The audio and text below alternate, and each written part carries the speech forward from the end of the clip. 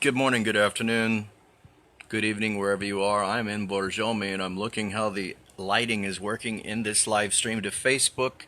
Borjomi is a mountain resort city here in the country of Georgia in the South Caucasus Mountains, and just a very short drive from here. I say short in terms of about 2 hours or so.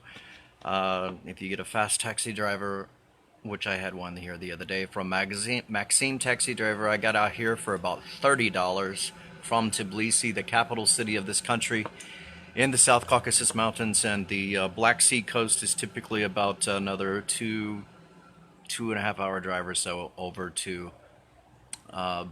cities like Borjomi, beaches like Shakfateli, and I was actually advised by several people to go to Gonio, but the area there on the Black Sea coast was considered in a red zone with the current global crisis. So I'm here, and there's virtually almost no one here. I mean, in terms of a tourist destination in a mountain resort city with world-renowned mineral waters. I've actually been in my friend's hotel back in when it was still in operation. It was a guest house and considered a hotel. There was businessmen from Israel that would come there, and we'd have breakfast.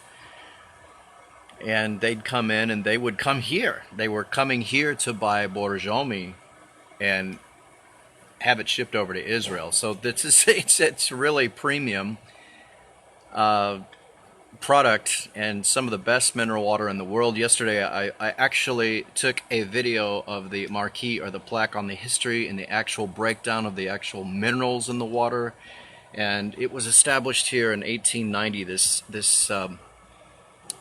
city or this park, and also lists the ailments, the illnesses that are addressed with that according to the history and what is written there.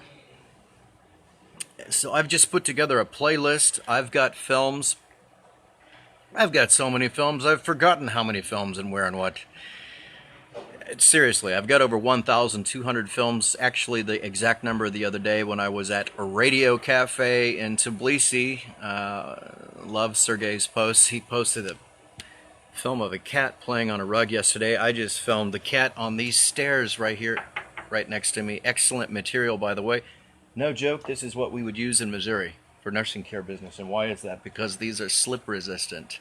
I don't know if they know that. I don't know if that's what they call that. Of course, there's some challenges sometimes in translating from one of the top 10 most difficult and most ancient languages in the world, which is the Georgian language. There are 22 script, looks very cursive, or in the Georgian alphabet. But this stairs here, this cat had come up yesterday with a piece of bread, or what looked to be like hachapuri, in his mouth. He was very proud, like a little lion, and just trotting, T-R-O-T. I put a song, Strut, to Strut, S-T-R-U-T, by Sheena Easton on one of Annie Kashtaria. Is a model here. I cannot comment on her page anymore. I don't know if the settings have changed, if she's changed something. That happened with almost all the models after I was... Facebook page was disappeared previous on the pandemic, and the news was spreading, and somebody had asked me a question about what my alternative health protocols were, a group of us, not just me, and when I began to respond, I was immediately axed. Since that time, all the models have not added as friends that are actually on Fashion Week. Got slideshows on. Also, there's only been one that's even commented with simply a smile. So it's like they've tried to isolate, and that's a very dangerous thing because it can be reversed. It can be absolutely reversed. So, but I don't know who's censoring and who's calling the shots. It's very much a very unfree country that I'm in right now. An incredibly unfree society, a very unfree country, and so. Enough of the comment on that right now. I don't worry about it though, because I've recognized it for what it is, and I've been around this part of the world for a good 10 years now. In fact, today the films that I've added to the Borjomi playlist, in which I've got on one film well over 3,000 views from 2010, and I was here taking photographs then, is a part of the playlist of 9 videos that I've published there so far. Some of them are live streams just like this with the Borjomi in the background. Others are actual tourist films actually in the park or around this area, especially the ones in 2010. And like I had mentioned before in a previous live stream, there's going to be a lot less that I'm going to photograph or get in here. Now, the air trams were running yesterday, and I did capture those in the film, so if the locals did that, I don't know why they weren't running, and now yesterday they were running again, but I've got them in some of the film yesterday, so that's good. And I paid very close attention to that because thousands of people will be seeing these films over the years, many thousands, and as they do, they're going to see that there is a very beautiful upper area that can be accessed through the air tram, or the what some people would used to call something like a ski lift, but the air tram is a small kind of car, more or less. You can get into a cabin that's on the ropeway up to the cable up to the top of the mountain area here, and that's a beautiful place to be. In fact, I ought to try to go up there if I can. I just don't want to get in with any tourists. But there are so few tourists here that I can probably arrange that. I'm trying to get better light. In fact, I think I've just figured out how to do exactly that. Sun comes through the trees, right? So I'm at an Airbnb accommodation here. It's a all modern flat. There's of course Wi-Fi, obviously, and the Wi-Fi is working well. I just had to work out the why Facebook gives the messages it does in this part of the world sometimes, especially, and they blame it on the network when in fact it might have been Facebook itself. Like I said, we don't know who's in control of the settings. There's a lot of censorship issues both here. It's been published about in the media this week, and it's been published about by organizations. So it's not just me. You know, it's an active, very important topic. You know, internet controls, censorship, and who's blaming who. And in this case, the messages came on, it was late at night, they're like, you know, it's the networks, there's delays, this, that, and the other. Laptop worked fine. This device, which I noted had been also censored when filming Police in Tbilisi, Facebook's a witness. And a lot of people that saw the post, they can remember that if they're followers of mine, and I'm sure there's more than a dozen that are doing that because they've told me. One was telling me that it was the U.S. Embassy. That we follow your stuff. I have to translate your stuff, and some of the things you say or post are ambiguous and can be taken, you know, a couple of different ways. Depends on the context. And I had somebody from Moscow, a friend, a Russian friend who is close, very close to media in Moscow, telling me that some of the things I was saying at that time were provocative, and you know that could, you know, how that could come across and things like that. So anyway, I've gotten my little comments and feedback by those kind of people, but I'm not worried about that, and that's not why I'm making the live stream. Why I'm making the live stream is because the Wi-Fi is working very well. Yesterday's live stream was at 90 minutes, and it both live streamed and uploaded. And this is an Airbnb accommodation, and they've done excellent. And it's a very reasonable, with, you know, this being the morning view and having the, you know, the coffees and teas here very well stocked with enough dishes for, you know, whether you're going to drink some cha-cha and toast or have some Georgian wine. There's enough glasses and cups in there to have at least 16 people in that room. And it's set up for that people can actually sit on the bed. Also, there's a bench over here on the actual window where you can sit out. It's really nice. It's and the water closet or the toilet shower, modern, very modern shower nozzle, and hot water lasted all the way through. It's they're very attentive. They're usually getting back within an hour. And when I did get the message from Facebook that the Wi-Fi was the problem, the connection was the problem, and I contacted them in the middle of the night, first thing in the morning. The woman was over here and checking it out in person. So they're a very efficient group here. It's a very good Airbnb accommodation. And one of the more beautiful places in Georgia, Kazbeki is another one. I've got films on Kazbeki. I don't know if I've put the playlist on Kazbeki or not. This other cat has come up here. I think this might be the mother of the young hunter that I filmed earlier. She's coming across this area that is behind where I'm filming. It's kind of like, I'm going to move over this way and see if she's brave enough to come down and walk, so we can catch her in the film, the live stream. Apparently the younger kitten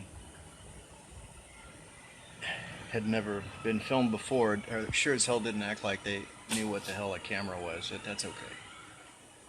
So there she is behind me. Well, over this way, not behind me yet. Just checking the situation out. It's kind of a pile of scrap wood behind me, like an old fence, and part of it looked like it could be a roof or some kind of thing like that. She's just watching for right now. I don't know if I can get her in this film or not without capturing all this neighbor's stuff here. Scrap wood and the dirt wall back there. Maybe I will walk closer and try to get her in part of this film. We'll see about that. I don't know if I can flip it. It doesn't seem I can flip the video on live stream. So anyway, I've got 9 films so far. I've already got enough material, enough content to make another film where I'm actually walking and talking about different things I'm pointing out walking through the park. And quite a perfect time to do that because there's so few people around that it certainly doesn't disturb anyone. Certainly not that doesn't happen with tourists all over the world in tourist areas now anyway. They're walking around and talking with family or friends, or you know, showing grandma back home or grandma in the hospital or whatever. Hey, I'm over here and sorry we can't be together right now, and here's what I'm seeing today on the trip out here and wherever the tourist area is. That cat went back up there. Actually, what I think just happened, what it looks to me that just happened, now she's scratching her paws into some wood. I guess she's feeling very lioness. But I think she came down here to check out to see what the hell I'm up to, and then to see if that young kitten of hers had come back yet. And this is the stairway down. Oh, no, he's back. Look, I told you I was right. I'll be goddamned. Look, here he comes.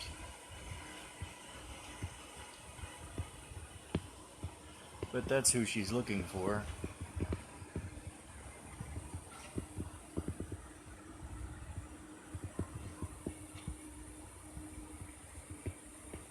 Oh, there he went. I don't know if you caught him, but he just walked over to this place here. And, which looks to be a little bit under construction. I bet they'll turn that into an Airbnb too. It's my guess. I don't know that for sure, but it does look under construction.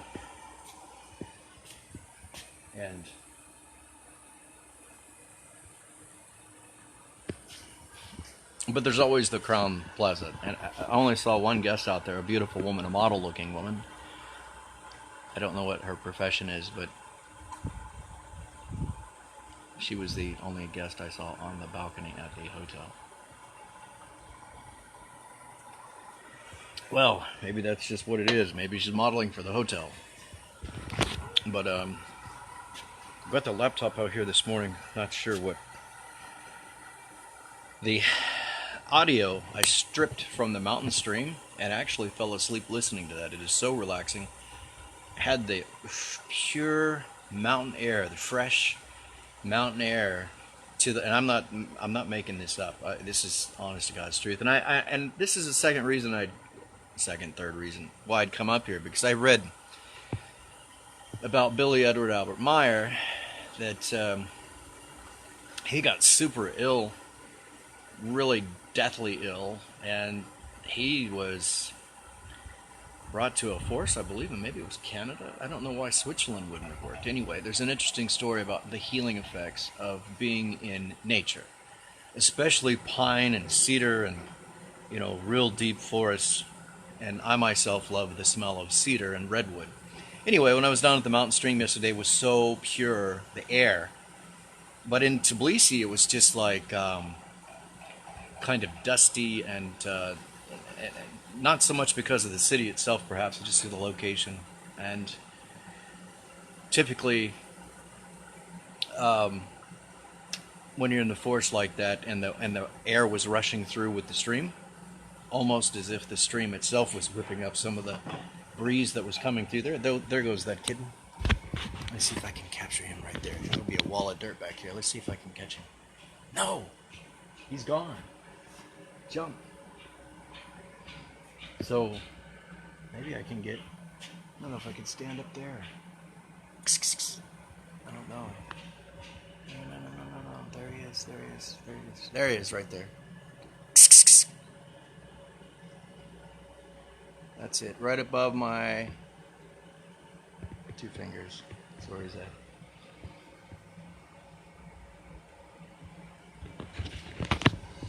That's the cat that had the hachapuri that came up down these steps yesterday.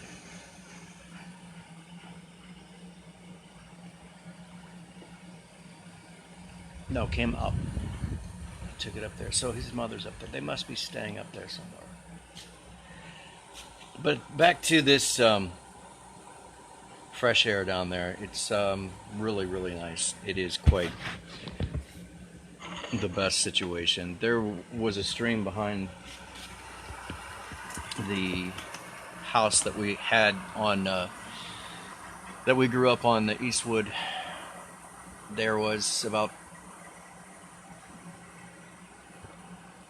maybe a 5 or 10 minute, not 10 minutes, more like 5 minutes walk back there. It was a pretty good walk though. It was at least 5 acres. You hit the forest and you go down and there was a stream. And there in the city though, and anyone with this kind of experience knows what I mean. You get there and it's not water you'd want to take a drink of. But like this water here is so good and so pure and so known that even if you're in Russia, like I started to talk about earlier, they'll fake it. The problem in Krasnodar Krai was that if you got Borjomi mineral water, or any mineral water from Georgia, which is where I'm at right now, it was so popular that it would be faked because you could make money off of just selling it just off the brand, of course. And so I was told even there in Russia that you need to make sure it's authentic, that it's a real Georgian mineral water, that it's not been some seller that's got an empty bottle and put tap water in there or something. But I'm so adept at knowing the taste, and not only the taste, I'm knowing the difference between Navaglavi and actual Borjomi. And one of the differences, I'll tell you right now, is the acidity. And if you're drinking Navaglavi, at least the carbonated, you'll for sure notice the difference in the acidity of the water. That's just my opinion. That's my experience. I think Borjomi is a little bit more alkaline. There's an alkalinity to that's not in the.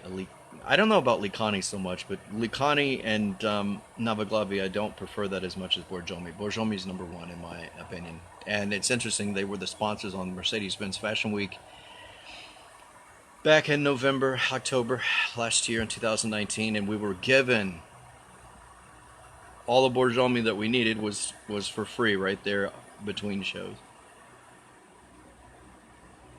Right out of the refrigerator. So that's what was really nice about that. And I'm only getting a little light here from the sun. I don't know what the hell to do about that. Maybe I'll move back over to that wall here after I finish my coffee. So I've got 9 films on Borjomi, going from 2010. One has more than 3,000 views, for God's sakes. That's a lot of people for my channel. And so I've got 9 films, 2 of which are from 2010. Not sure I found a second one. There should be a second one. I did find one from 2015, and then I've added what I consider to be at least 2 nice ones, more strictly on the, like, for travel. Like, here I am, here's a little snapshot view, video view of where I'm at on travel here in 2020. So here's to 2010 in Borjomi, here's to 2015 in August in Borjomi, and here's to 2020 in Borjomi. This time I've got a lot of time here to make more films if that's what I decide to do. But I've created the playlist because certainly there's more than enough films that I have now, whether it's a live stream like this or down at the mountain stream where nobody's talking, it's just water rushing over rocks. Now, what I was going to do is come on with live streams on just 10 minutes on a topic or two, just 10-minute blocks, and go with that, but I'm not ready to do that this morning. What I might do next is take the Avtandil topic and put... Avtandil is a Georgian fashion designer, so to put that into a playlist, because I believe I have enough films, maybe, to feel to do that. There's probably a few other designers too that I could come in with a playlist, Georgian designers, and just have a playlist devoted exclusively to that designer. But right off the top, I'm thinking about Avtandil, probably, if I do that. I asked a friend back in Tbilisi, the capital city of Georgia, this morning over chat, just within the last hour actually, what the situation was with the pandemic, and she said it's there in Tbilisi now. Unfortunately, it was in Swaneti, which is another mountain tourist area of the country I'm in right now, and that was some weeks ago. They quarantined some areas up there, and I'm gonna guess that was because of international tourism. That's my guess, and I'm gonna guess that's why they quarantined. It's very, very difficult. In fact, I was warned by the same person out of Tbilisi today to be careful about going out here outside of any area that wasn't in the center, because of the poor people being hungry, is what I was told, and that I could be attacked.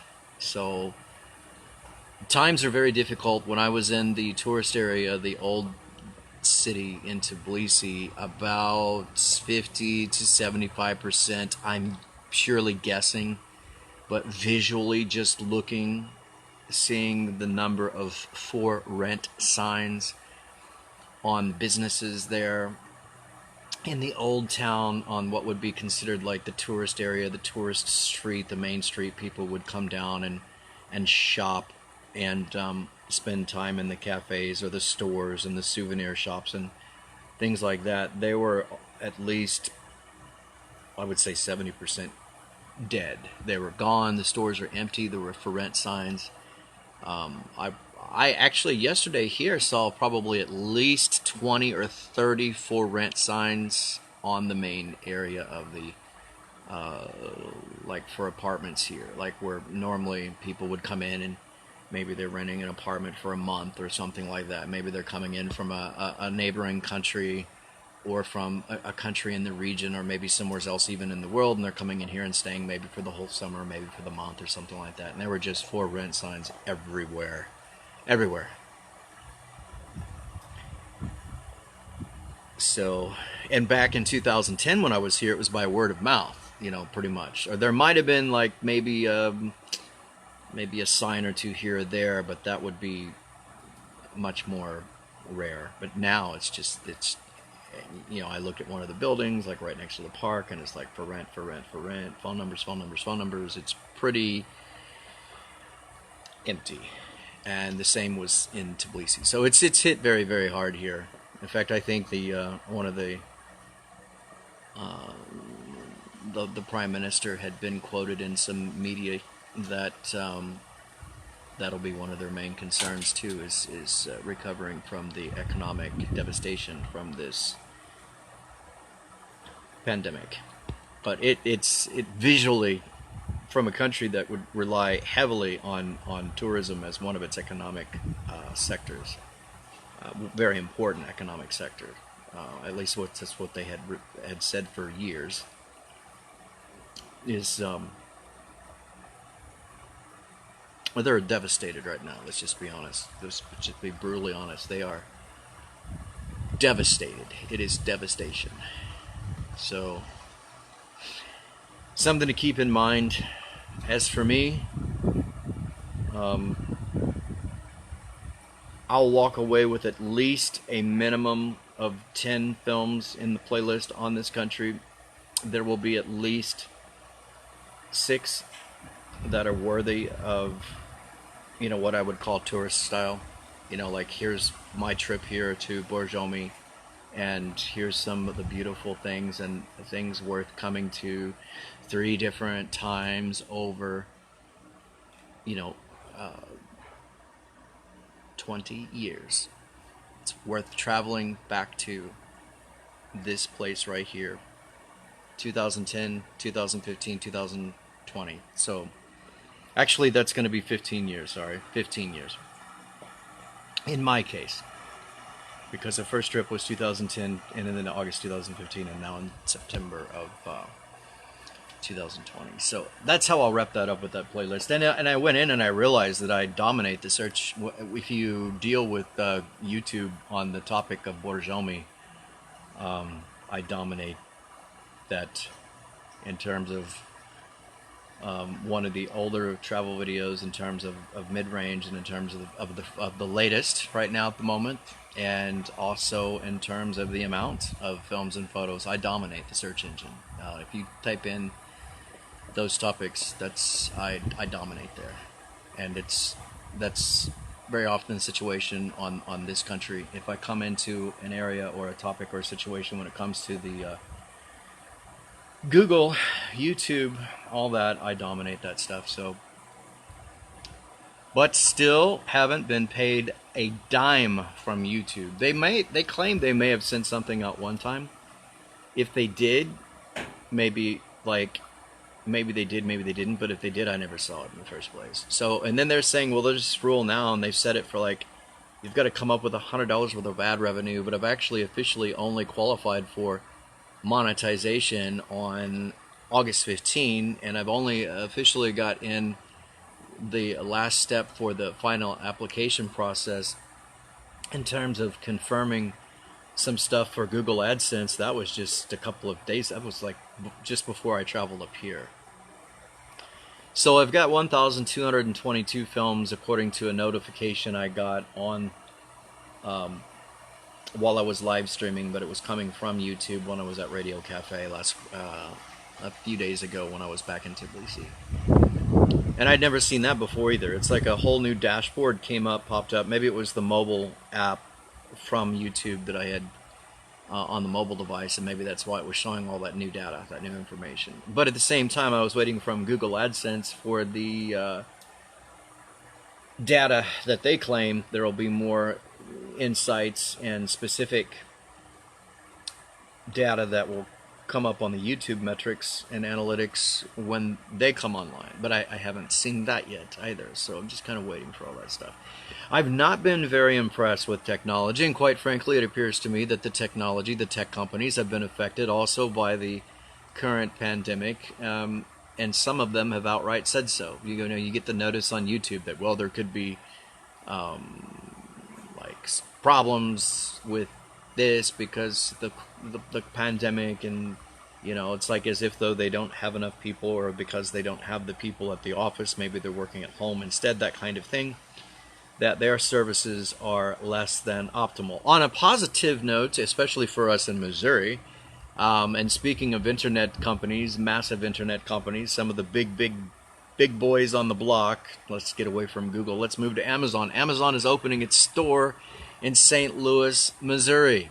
And for Americans, we know that Amazon is dominating the retail market for sure. And especially now as this crisis continues, I happen to accept and trust information on this point from Billy Edward Albert Meyer that the pandemic will continue for about another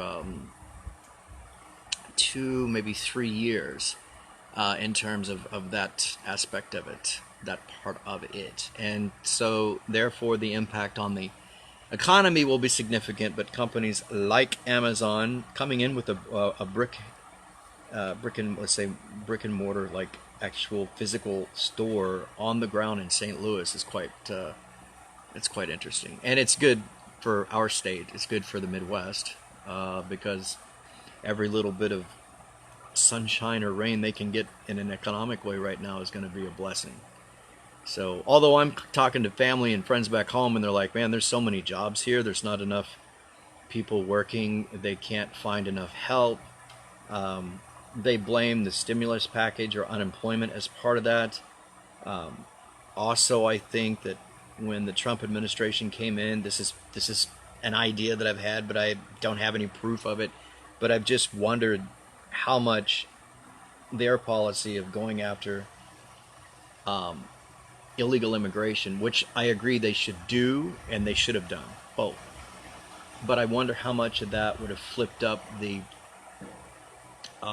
unemployment sector, because there's quite frankly a lot of illegals that were doing both factory work and agricultural work and like work as nannies and things like that. They were there completely illegally, but they were working, and they were working and being paid cash or being paid cash under the table, which of course is another problem in terms of the point of view from the government, of course, because they should be paying taxes and they shouldn't be getting free treatment at the hospital when they're not actually paying taxes and not part of the that revenue system and taking advantage at the same time of that those types of benefits being there in illegal status. Anyway, enough of all of that. Those are things that are pretty divisive amongst the American society right now, which is, in my lifetime, never been so hostile in terms of what people are talking about or thinking about in terms of politics and all that stuff. So I'll diverge from that topic. Not that I care, because I'm halfway across the world and nobody can touch me. But when I come back home, I'm not worried about it either, because I've proven that I'll film anybody and everybody, anywhere at any time, and that includes walking up to police here, giving them my salute, and I've still got that film. I've got it set to private, and but I believe they more than deserved it. Well, and I've filmed police in Missouri. I've filmed state workers in Missouri. I've filmed being told that I shouldn't film because they're employees of the state. And I just kept on filming. I happened to be on my aunt's private property, which is where I grew up. That house was my father's house before it was her house. In fact, they sold her the business. Happened to be something happening next door. There happened to be a police detective's house right there, and they were trying to take down and had a submission hold on a black female kind of, let's say, resident of a kind of group home or ISL home or some kind of state-ran institution kind of thing. And she was trying to claim abuse there and trying to get to the police detectives to answer the door, and it didn't look like he was home. And I was filming it because I'm like, what the f is going on? Because when I first started seeing what was happening, it was a white staffer walking down the street and at one point physically fighting with the black woman. And so this film is on YouTube. I don't know if I have it set to private or not. Nobody from the state questioned, nobody called, nobody investigated in contacting me, not one single person. Shows you how much they really give a goddamn about the situation, right? And but the guy that came up to me, he said, "You stop filming. You can't film." And I was like, "No, listen. I've helped with an American Georgian military-related project, a defense-related project, and I said I've filmed on 7 different military bases, and I've had people come up to me that one was a U.S. Marine gunner on a helicopter gunship, killed so many communists. It's kind of amazing how many communists he would have killed in Vietnam as a gunner on a helicopter gunship.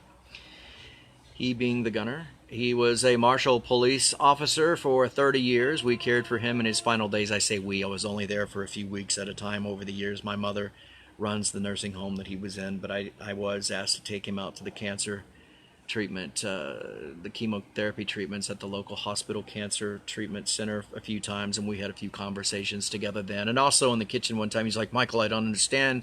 You know, I served in the military. That doesn't mean I know everything, but I was a gunner on a helicopter gunship in Vietnam, and he didn't say we killed a lot of goddamn communists, but I was just thinking that when he told me that. But so there's a lot of communists here. Anyway, so but they killed a shitload of communists, and so with his own hands, you know, like. And so he was a police officer there for 30 years, and there was some story about him, and nobody knew if it was true or not. Somebody in his family disappeared forever, and nobody knew what happened. They found a car by the river, or the car in the river, and I don't know about all that. What I know is that he was shocked and trying to figure out and probably spying on me for his police friends there in Marshall. How did I get access? How did I get access? He knew that I had access beyond high-level security in some situations, like when I asked those questions on the NATO security conference, and I did such a great job. The Georgians loved it. 4 or 5 of them came up and shook my hand or said kudos and clapped, and man, they really loved my questions, and I thought they were quite good myself. To the NATO security conference forum panel experts there, or presenters, I'd like to call them presenters. They're not there. If they were experts, they weren't so impressive to me. They just each had their little area of knowledge. They certainly didn't always see the bigger picture. So he's asking, and I was told at that conference by a local here, actually, who was close to the guy that actually got me in, a security expert on the region, which, by the way, my astrology prediction on the region turned out to be 100% accurate. I said it will be an issue of regional security. I gave the heartbreak astrology transit, Magi astrology transit forecast on this country. It was, once again, I've done it several times, but it was from February 6th until mid-May. This just past May. And to say that I wasn't more than 100% correct is an understatement, because I just talked about the financial devastation, and you can look, it's just beyond heartbreak. It's more like a terrible, terrible, utter devastation. So, but I warned them in advance, and they moved quicker. This country, along with Azerbaijan, moved faster than any other country in Europe in shutting down airlines and flights from China and going and getting those Chinese tourists that were here mining. And I've seen some of these little Chinese guys, they're like their little miner boots and little dusty black soot and shit, and they come in the cafe and I'm like, man, this guy just got out of the goddamn coal mine. Like, well, how did you get over here? Well, they were working down in the mines here. And one of the first things the police did, kind of like the American ICE, right? They went down and got those guys and put them in isolation at the quarantine hospital. And yeah, and then the police came and they checked every goddamn house in the neighborhood. They checked every door, every flat, every apartment. They'd knock on the door. And when they did it with me, it was kind of interesting, because the guy was there, just one of them. And then when I finally started talking to him, then the second one came up, and then they put all the data in their little tablet computer, which went up to the central Big Brother computer, and they'd done such a great job, because I'm sure they were looking at that time for Iranians, Italians, and the Chinese, because those countries at that time were so high risk with the pandemic breaking out, and I'm sure they were trying to locate and find. Plus, they were probably thinking that if it was looking like what it looked in Wuhan, shit, people were dying at home. A ton of people were just dying at home. And the only way you're going to know that if they're at home living there by themselves, if you start smelling a dead body. Well, I won't talk about, I'm not supposed to talk about. There's a story about a dead body in a rental house back in Marshall, Missouri. But It always helps when you've got friends or you've got loved ones and you live like with your wife or your family or something, and because when you die, at least you won't rot there for a while before your neighbors find out and they come and get you out. Anyway, so interesting stories. I know too much sometimes about life, I think, and sometimes I think, no, I don't know a damn thing about life. I'm just getting started. I guess that's why those of us that believe in reincarnation, we come back and do it again and again and again, right? So here I am up here at the top of the stairwell, and soon I will go and try to get to the front gate of the park and ask somebody if they know if the sulfur baths are open, the hot mineral baths. But like I said, I got a friend up in Tbilisi warning me, Mike, don't go down there. Don't leave the center of the city because people are poor and you might be attacked. They're hungry. I'm like, shit, man. I was just worried about an occasional stray dog. Now I got to worry about hungry Georgians. Come on, man. What's going on here? But it came from another Georgian. What do I say about that? Andrea Dodge, I like your goats, by the way. I just want to say cheers to Andrea. My brother has goats, Kiko goats, and we put together the goat electric fencing. I did most of it. And there was this kind of electric fence that we were putting on there. Hello. And we put, there was a cool Georgian guy. He's a guy that was here when we got here. He came from the way the cats came. Hell, there's houses up there. I just saw that. Anyway, there's houses higher up on the mountain here. So the goats love to climb, and I'm sure Andrea knows this. So, and they love to jump. They will climb on just damn near anything and jump right over a fence. So we put up electric fence. We had to be careful where we'd put anything where they could like climb up and jump over and out of the fence itself. But we had to lower the electric fence once they went with the choice of the Kiko goats. But they're enjoying that. Jason, my brother's also raising rabbits. And I wonder if this guy just kind of like walked up over the roof into that place here. I wonder if that's what reminded me of the goats. The goats will do the same. They're ornery little shits, man. You got to be careful. They will just run right up and right over something and jump right over the fence. But I think he's had pretty good luck so far. I think he's only lost one goat. And I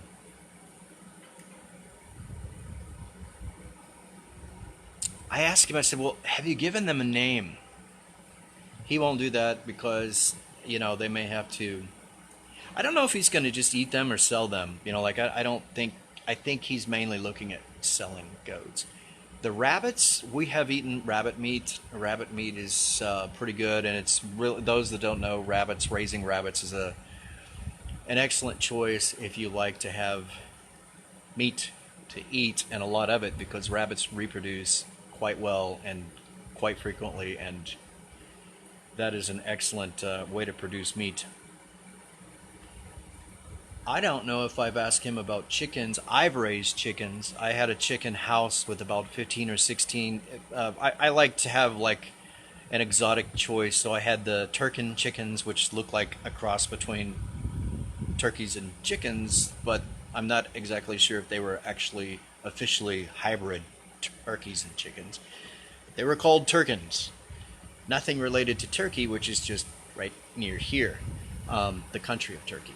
Then I had the top hat chickens, where they had the fancy, look like the 1920s, 1930s top hats, you know, the fashion hats that the women had, except these chickens constantly always had this, you know, really big feathery type of, looked like a fancy fashion hat, and they were quite different, and they looked like little fashionista chickens. So we had those chickens, and then we had the typical traditional Rhode Island Red and Cornish Rock. Now the Cornish Rock was a chicken where we had a very special high protein feed, and for the first, I think it was 6 weeks, the feed was so high protein that they, if you wouldn't want to give it to a normal chicken, and even with them, they were cross-bred and a hybrid chicken in such a way that they were raised for meat.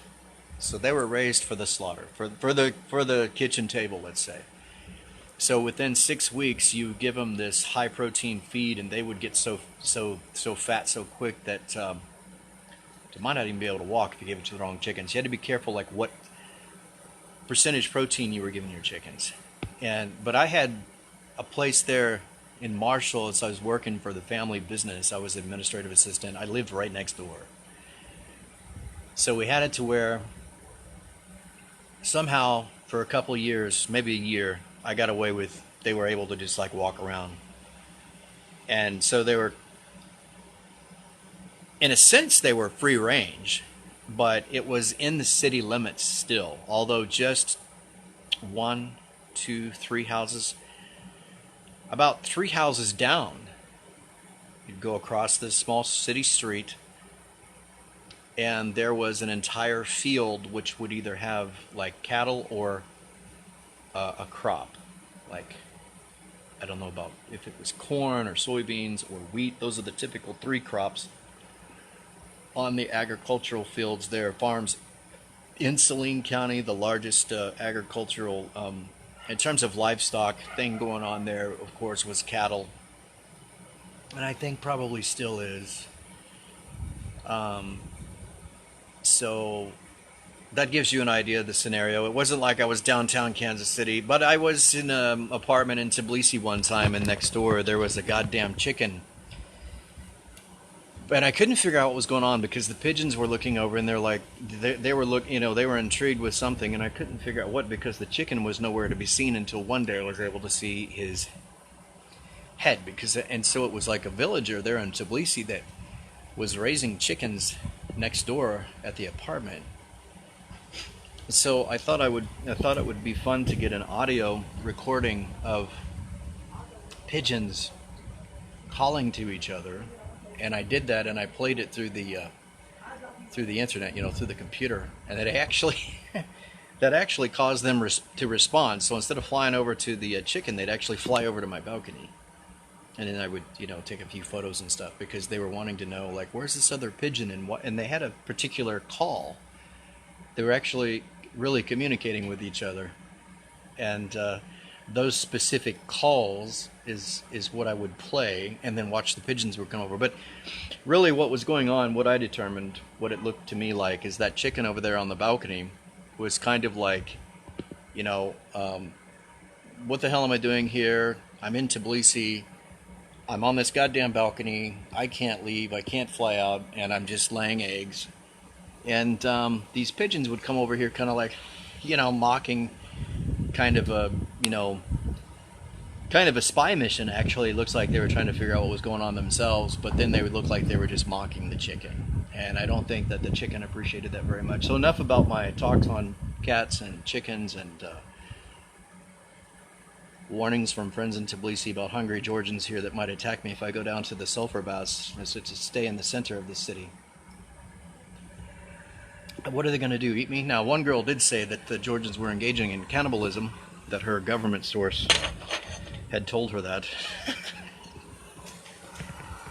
Now, I don't know if that's true or not. It's not funny in the fact that UNICEF has officially said that 1 in 5 children in Georgia, they are going hungry. That's not funny.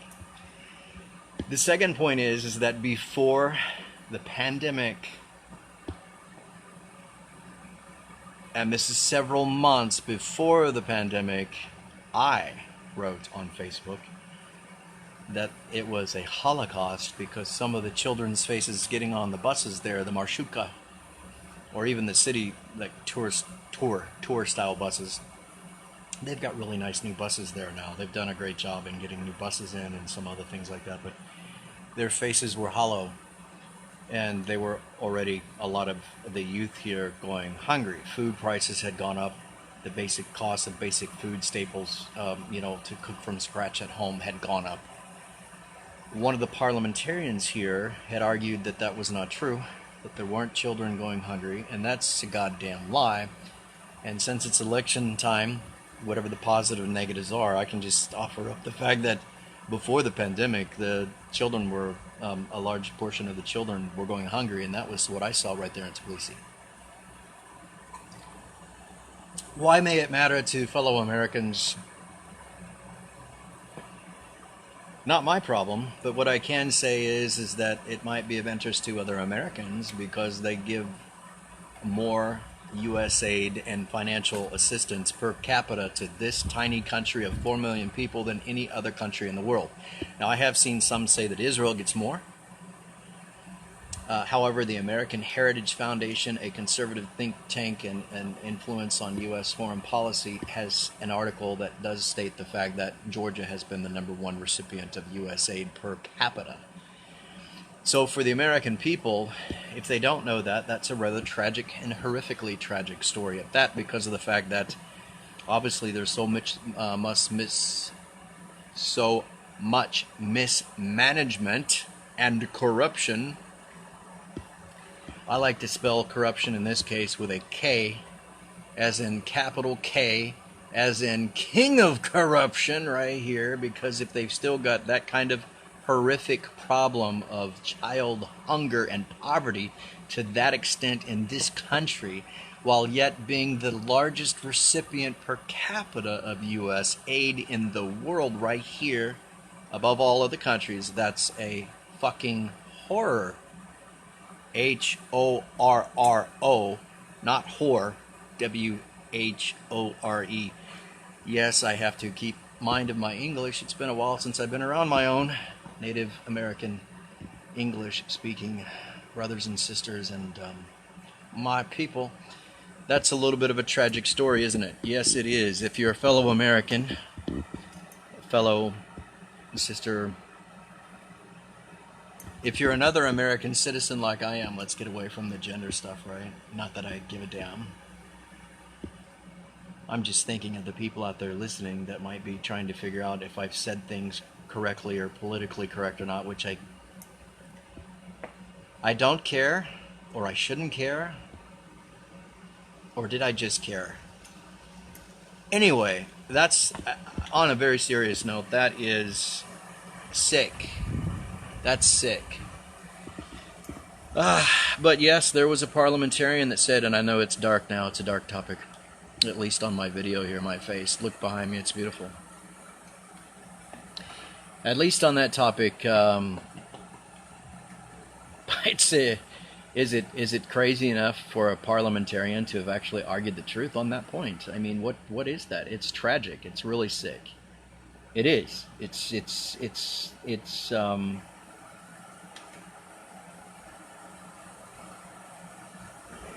you know, I mean, you think Americans are proud and loving and willing to help other people. They want to help other people. The vast majority of Americans are great people. They are good people. They are kind-hearted people. And that's the way it is in most every country in the world, I believe.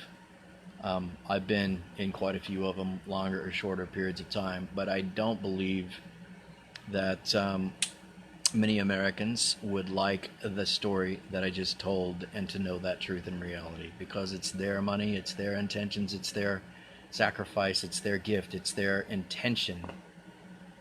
And I'm talking about the taxpayers, I'm talking about the people, to see that that goes to where it should go and have the positive effects on building a better world and helping other people to get into that place to where they're helping to do the same. Well, that's awful hard to do when you're wondering if you're going to have enough to eat and your stomach is hurting so much and your face is turning hollow when you get on the bus, that even I could see before the pandemic that it was a kind of a holocaust. So much for that. It was actually reported in the media soon after and denied by one parliamentarian, and then others had took the position that I had illustrated in my story, that it wasn't a fiction, that it in fact was all too true.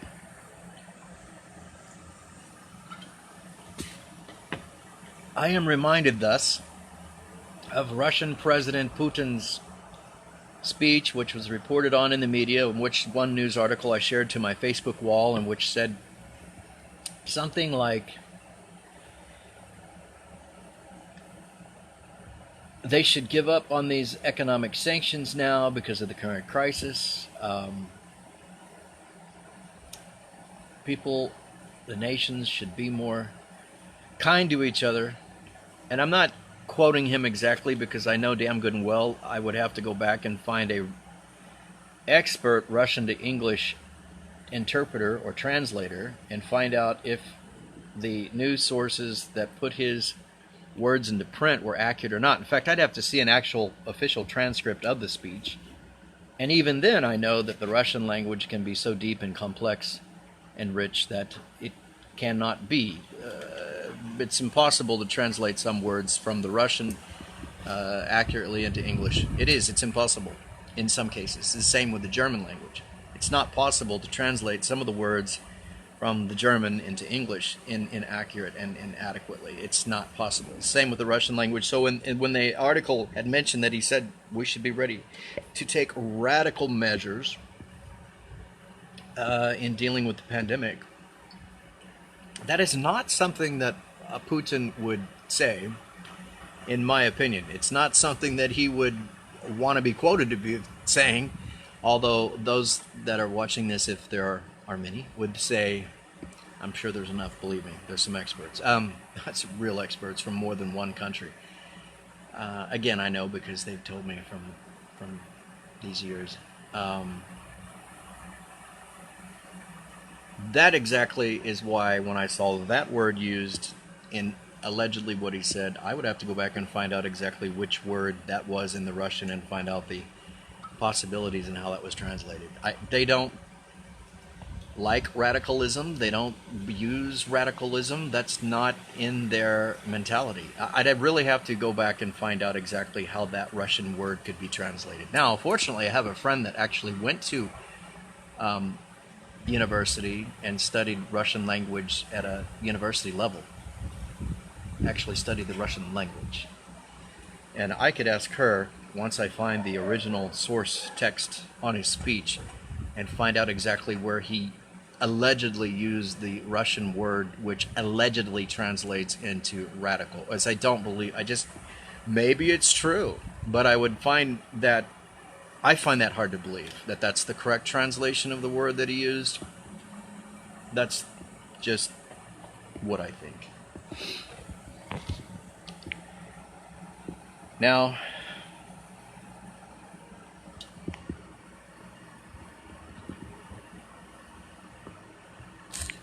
got a little pop-up message there. The view screen showing me that Andrea's watching, so this thing says, and then it just came in with a pop-up message saying that there was no one viewing. I don't know what to believe about all that sort of thing, but I had one guy tell me one time that he was not viewing when it said that he was, and that was a live stream when I was out on the street, and that's when I had the one of the services going on. In any case, overall, Putin's message, I think, was pretty good, and that's why I posted up a news article on how they gave America 60 tons in medical equipment.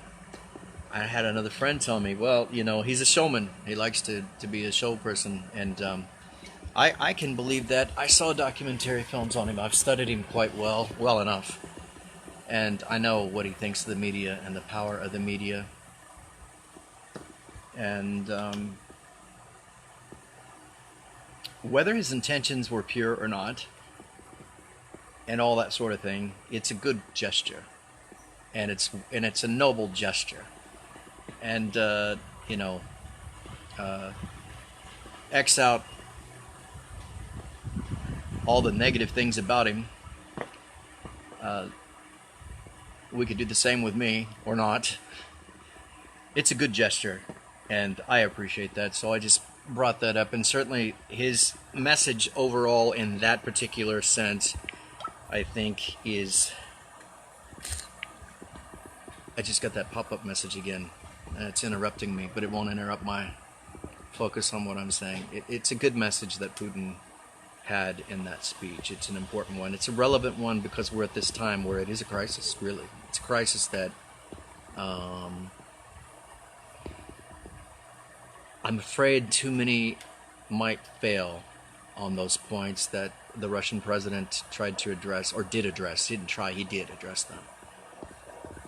And I'm not saying that I'm perfect at that. I'm not saying that I'll even achieve those suggestions, which the call for, countries working together more, the call for the relieving of the economic sanctions, and trade, free trade, trade between nations. It would be rather, at this point, from what I'm seeing, it would be rather very, very inhumane to do anything less than that. It's not always, and it will not be very often, probably, that I will agree with the Russian president. And then I can say that I really am not paying attention too much of all that anymore. But that was a significant speech. That's why I reposted the article, the news on that, to my Facebook wall. And I myself will try to keep that in mind, although it's easier said than done. I just thought it was very noteworthy, and I do remember the medical equipment being sent to the United States, and that's why I posted the article under that. Certainly, I remember my time in Russia, and I've got films there too on that, and that was too long ago. It was 2009, the last time.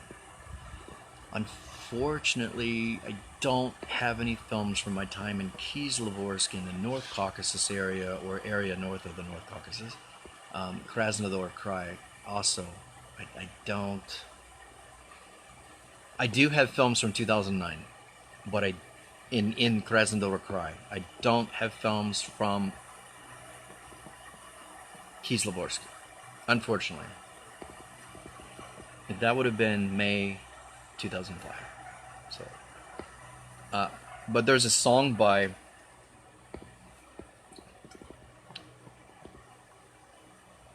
I'm trying to remember the singer's name. Maybe I'll remember later. Tiffany.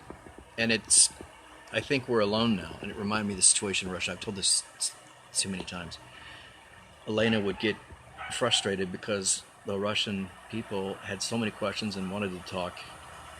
Like, how much are flights? What's it like to go to the rock concerts there? What music do you like? Well, here's what we like. And what books have you read? And here's what books we've read. And what's it really like to fly there, and I want to visit there, and I'm glad you visited here, and we can show you this and we can show you that. And it was so much like, it was like being in Hollywood. Now, here's what's really cool. Ayana Bagava, she's a girl that lived in like very unusual part of Russia, not so far from here. Tatarstan, Russia. Very beautiful girl. Now she works at a hotel in St. Petersburg, and she's on my professional LinkedIn network because it popped up yesterday that it's her 3-year anniversary working at the hotel in St. Petersburg. I've got actual real Russian former fiance that lives in St. Petersburg and teaches in St. Petersburg. She graduated from Teaching University, and she's also taught in Finland English and the Russian language, of course. But there is a girl working at the hotel that told me that when an American came to her city and visited, it was like he was a celebrity there. And she had invited me to her city. And very beautiful girl. And that's right around the time she was graduating high school, if I remember, 3 years ago. But she ended up in St. Petersburg and works at the hotel there in management. She's a manager. Not a bad job in St. Petersburg. And but she told me that. She goes, look, why don't you come on over? There's an American that was just here, and he was here for about 2 or 3 weeks, and he was so popular, and everybody was like, spending time with him and wanting to talk with him and find out this and that and the other about America. And it was the same way when I was in Kislovodsk. The former Russian soldiers that came up and offered to escort us around, and then our time there. And I've told these many stories. There's about 4 or 5 points to that story. One point is negative. The other 4 points are extremely positive. But so the song by Tiffany, I think we're alone now. It always reminds me of my time in Krasnodar Krai, because in Krasnodar Krai, Lena would get so frustrated because we couldn't talk, we couldn't go any. There was too many people. Our Russian friends, new people, people that didn't know that here. Oh, he's from America. They'd come over and they'd talk, and just like the Russian naval doctor in Kislevorsk, he came up and gave me a big hug, and wrote this letter to give to Mark Twain, and it was more symbolic than anything, but he loved Mark Twain. And I'm like, look, I'm 9 miles straight from my home city where I was born, where my parents and brother and I all, it's like 9 miles straight to where Ararock is, where they have the whole story that was written right there. You could walk through and see, like this is where Tom Sawyer would have came up the Missouri River on the great boat, and the boat captain, and how they were in this jail, and how this and that. I mean, you can see everything right there in Ararock, Missouri. And this guy was writing a letter saying, oh my God, I love Mark Twain, and I was a Russian medic on a Russian naval ship. He just gave me the biggest, warmest hug and told me to come over to his shop. He was a watch repairman and had his own watch repair shop there, and give me the letter to give to Mark Twain or his family. Not actually Mark Twain. We all know that Mark Twain's no longer around, but to his family. But he loved it, and he never dreamed he'd ever meet somebody from Missouri. But there, just 9 miles from where I was born, is where a lot of these stories took place. And you can go there and see the monuments and the history about Mark Twain right there in Missouri. So we talked about running into the Russian military officer. That was just, and he was staring at me. Since over at this other table, was kind of staring at me, and I was, but he was in full uniform. That's the thing. So I got up, and I'm just going right over to him, straight over to him. Greeted, and he stood up and left the table, and he went over to the bar, and this Russian guy that was sitting on my right, because they asked me to sit down, and there was 2 or 3 women there, and he looked at me and he said, don't you know he hates Americans? And I said, yeah. I said, I know, but I said he's probably never met one either. The Russian military officer, he'd come back with a plate full of meat, delicious, and offered me that, and we drank together, and they danced, and after we were outside, Yulia was with us. Yulia's father Yulia was half Russian, and Yulia was with us. Not at that moment. She stayed at the table with our other Russian guests. And we ended up outside that restaurant bar about 3 a.m. in the morning taking a leak together. It's like, oh, we had a great time. We were just laughing. We were cutting up. We had a good time. And then Yuli's like, look, Mike, it's fine. We got to get home. Well, it's like 3 or 4 o'clock in the morning at that point. And so we went back over to the place we had rented at the river there. Cottage just next to the river in Kislevorsk. And you can hear the sound of the river here. I've put it into an audio. I stripped the audio from the video I took yesterday just down at the mountain stream here in Borjomi. Just a whoosh. Children were outside playing early in the morning, and we had rented a place because Yulia had made money this way. Yulia had different ways to make money, but one of the ways that she'd make extra money, she'd rent a room out of her flat. She got a 2-room flat, and then she'd go to the train station, and she'd put up a sign, and she'd say, room for rent. This is common throughout Russia and the former Soviet Union. This is in Russia where they were doing that. They held up a sign when the train would come in. We got off the train and we said, well, we'll take that room. And so we had a cottage we rented for some days there in what would be considered the North Caucasus. Now I'm in the South Caucasus. That's the mountains behind me, South Caucasus. This is Borjomi. Hey, I'm drinking Borjomi. I drink Borjomi every day because I love it, and I have for years. So we had a good time. We had a very good time, but it started out like there was no fear, and if there was any misunderstanding, we certainly forgot about it pretty quick. We had a very good time. We did. And I'll always remember that. And I'll always remember the hug right there from the medic, former medic, Russian naval medic, Russian Navy.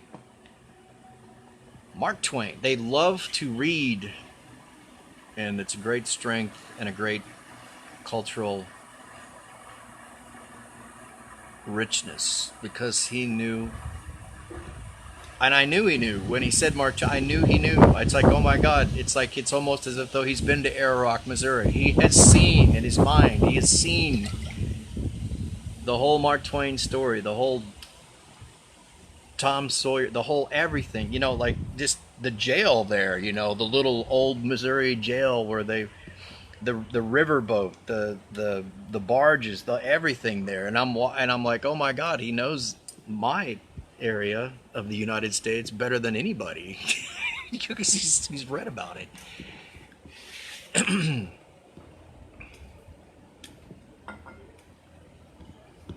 Yulia and I,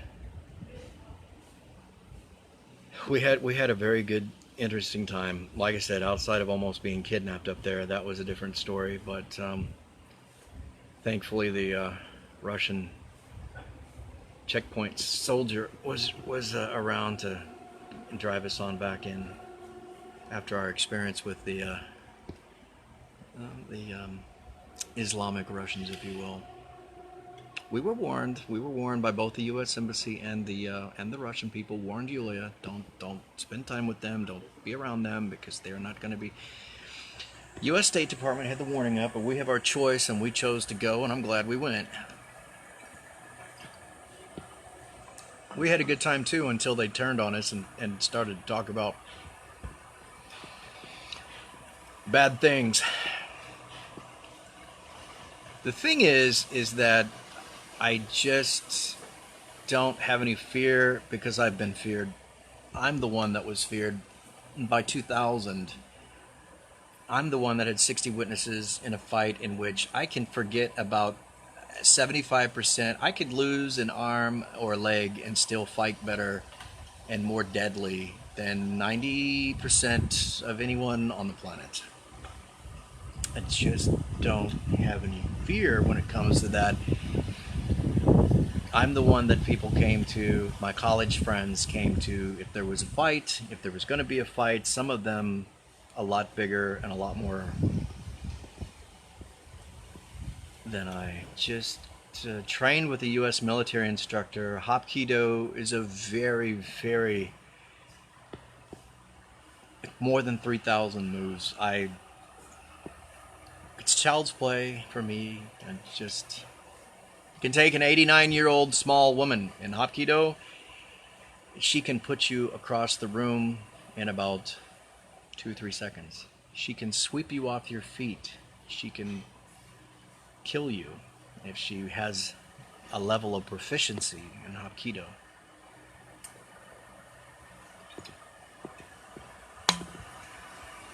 I enjoyed my time in Russia, and I'm enjoying my time here in Georgia. I hope it will continue. Let's see. Oh, and with the Russian naval, Russian officer, he was trying to win the affection of one of the girls there at the table, and he thought there in the end, actually, that our interaction was so interesting and so helpful, kind of changed things up, that it actually was helping with that process as well. I remember my grandfather, they had to wait on the Red Army to show up when he liberated Camp Buchenwald, and he told me about how it was with the American soldiers and the, the European women, French, German, how it was being in the military back then and being away from home for 4 years or more in that time of World War II. There's a lot I haven't seen, and I can't imagine, and there's a lot that I only know from these stories. I remember drinking with these guys there in Tbilisi. This guy was a boxer like my grandfather. Little short guy though, but I'd never want to have to confront that guy. They drank sort of homemade cha-cha and Georgian cognac, and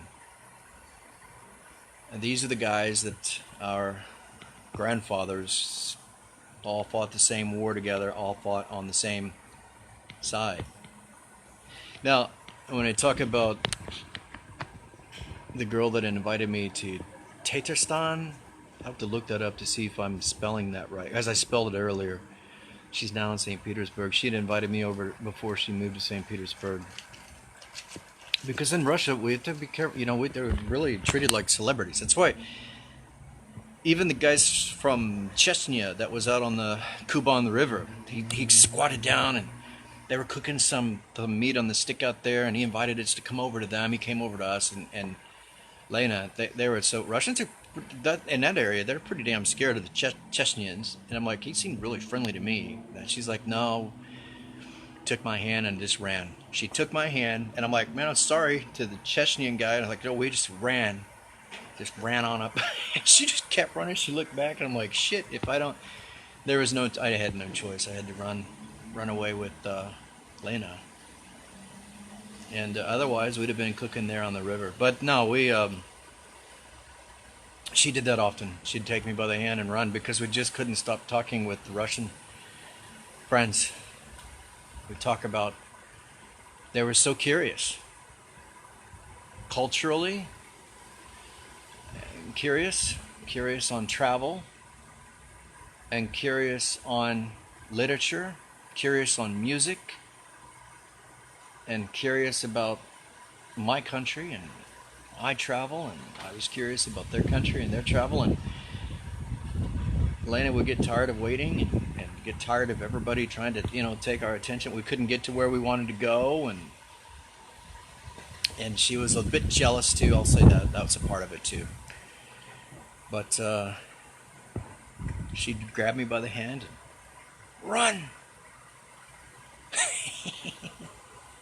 So, Tiffany, I think we're alone now. That was an interesting time.